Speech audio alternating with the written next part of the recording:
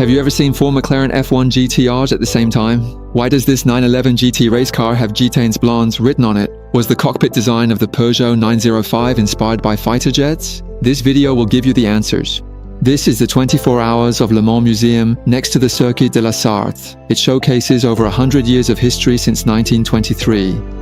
Entering the museum, you first see a row of Le Mans legends. In the most prominent spot is Enzo Ferrari. His red cars left many classics at Le Mans, especially the Ford vs Ferrari story of the 60s, which inspired my favorite racing movie, Ford vs Ferrari. The only Asian face shown here is Akio Toyoda. It was under his strong push that Toyota kept challenging Le Mans, finally winning its first title in 2018. The museum unfolds chronologically. The first car is the Chenard Valka that performed brilliantly in the first Le Mans in 1923. Then, the exhibits transition from the 20s to the 60s. Teams from Britain, France and Germany were the main competitors. The 60s belonged to Ferrari. Although this 365P wasn't a winner, it shares bloodlines with the Ferrari 250 LM. Its Modena yellow is Ferrari's most classic color besides red. This car reminds me of the movie Cars. It's a racer Peugeot built for the 1966 Le Mans, representing the French pursuit of speed and aerodynamics. In the 70s, Porsche jumped from challenger to endurance king with the 917. It didn't just win Porsche's first Le Mans title, starting their dynasty, but also completely changed performance standards for prototypes. The Gulf oil livery is one of the 917's most classic. In 1970, the 917 used stability and speed to beat its rival, the Ferrari 512S across from it. At that time, Lancia was invincible in WRC rallying and also made a brief but memorable appearance at the 1976 24 Hours of Le Mans. Matra Simca and Renault Alpine also won 3 and 1 Le Mans overall titles respectively during the 1970s. The 1979 Le Mans was a miracle year for GT cars. The Porsche 935 K3 broke prototype dominance with tough reliability and strategy, becoming a dramatic winner. Rondeau was a legendary but short-lived French brand founded by former driver Jean Rondeau. It's the only team in Le Mans history to win with a car designed, built, and driven by the founder. It's one of the most romantic and inspiring stories. Moving into the 80s, the Porsche 956 debuted in 1982, helping Porsche win and starting their long winning streak at Le Mans. Porsche first used F1 ground effect on the 956, bringing massive downforce and high cornering grip. It was an aerodynamic revolution at the time. The Jaguar XJR9 was a prototype built in 1988 to conquer Le Mans. It was key to Jaguar returning to the winner's circle after 31 years. It featured a closed rear wheel designed to reduce air turbulence and improve aerodynamic efficiency. The Peugeot 905 was technically advanced and avant-garde. It won the 1992 title and swept the top 3 in 1993, a rare feat in Le Mans history. Its cockpit design always reminds me of the French Rafale fighter jet. Dassault Aviation also led the design and manufacture of the 905's carbon fiber monocoque.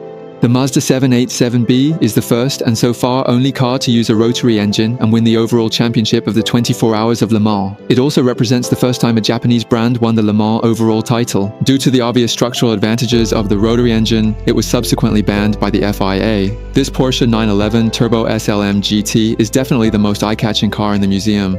That's right, it's because of the Golden Beauty livery on its body. I haven't found exact information online, but Golden Beauty should be the literal Chinese translation of the French cigarette brand Gitanes Blondes. The Porsche 962 is an evolved version of the Porsche 956, and it won 3 overall championships at Le Mans. Audi is one of the most successful manufacturers in the history of the 24 Hours of Le Mans, with a total of 13 overall championships, almost dominating the first decade of the millennium.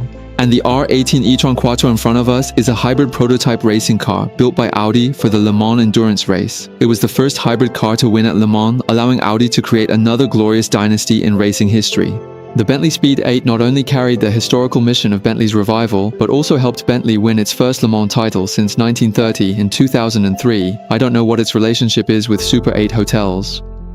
Although this Peugeot 908 never won the championship, it has stood on the podium many times in events like Le Mans and WEC, representing the high-end technical level of the French auto industry in top-tier endurance racing. Toyota won its first 24 Hours of Le Mans championship in the brand's history with the TS050 hybrid, breaking the long-term dominance of Porsche and Audi. This car is also one of the few unwashed racing cars in the museum, with battle scars all over its body. The Nissan GT-R LM Nismo looks different from other LMP1 category cars in the museum because it uses a front-engine, front-wheel drive layout aimed at optimizing aerodynamics. However, due to design and reliability issues, it performed poorly and ultimately failed to finish the race.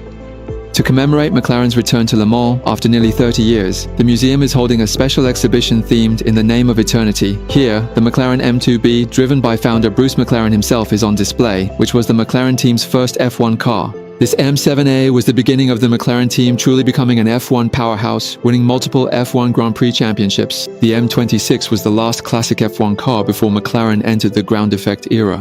The McLaren M8F was designed specifically for the North American Endurance Championship and almost swept the 1971 season. In the 1995 24 Hours of Le Mans, the McLaren F1 GTR competed for the first time as a GT category car. With its stability, fuel efficiency, and excellent reliability, it defeated all prototype cars in a harsh rain battle. Ultimately, car number 59 won the championship, and the F1 GTR also became the only overall championship car built based on a production supercar. The highly recognizable car next to it, with its bright yellow and green livery, was the third-place finisher that year. This F1 GTR, featuring the classic Gulf oil livery, even though it didn't win the championship, has become one of the favorite racing versions for fans due to its appearance. What truly draws people to Le Mans isn't just how fast the cars go or how many times they've won, but the stories behind them. Some are life and death duels between factory teams, others are the all-or-nothing passion of the drivers. Even in the final minute, the outcome can be rewritten. This is why this century-old race still fascinates people today. I'm Autofan, share my passion for car culture. See you in the next video.